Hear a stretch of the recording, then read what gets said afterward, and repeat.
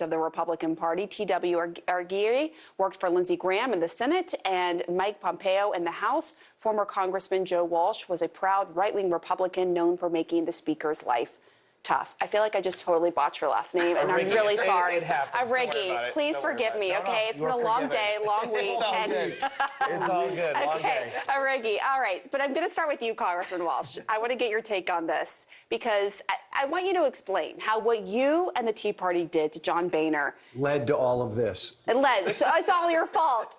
How is that different from what we're seeing from the Freedom Caucus? It's not different. It's exactly the same. If I were still in Congress now, I'd be making life miserable for Mike Johnson.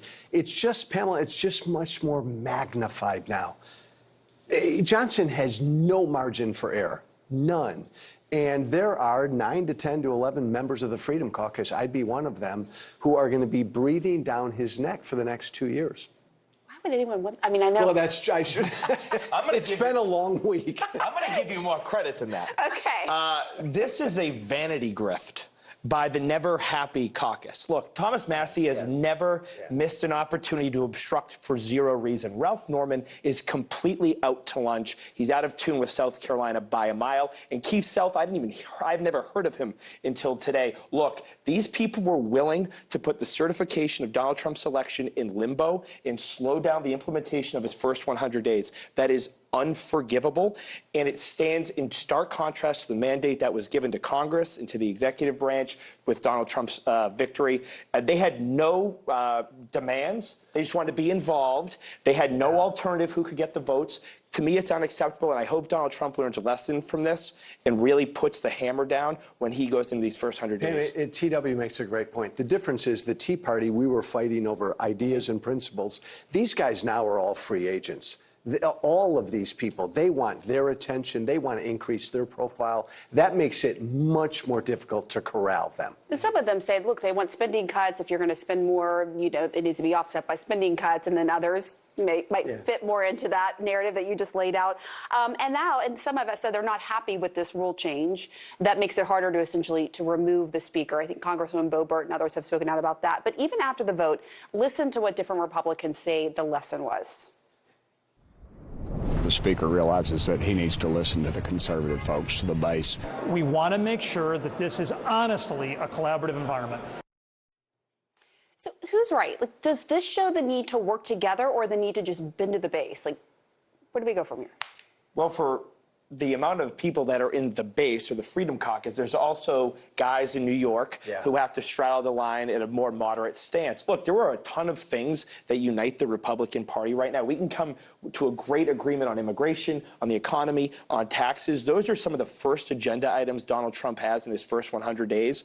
And again, this underscores the problem with this whole exercise in vanity that we saw today, which is they were willing to throw it all into limbo and put all these wins in flux for literally no reason other than to get more press attention on themselves. I'm no fan of Donald Trump's, but today just reinforced this is his party.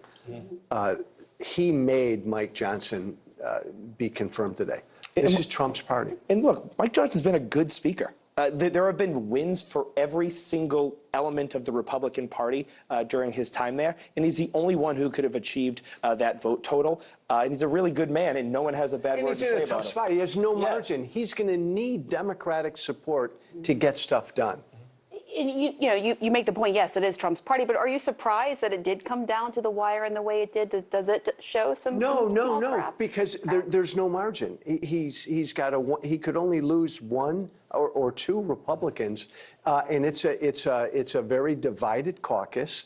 But no, Trump owns this party right now. I think that this solidified it. I want to listen to what Steve Bannon said during the funding fight that started all of this. Let's listen.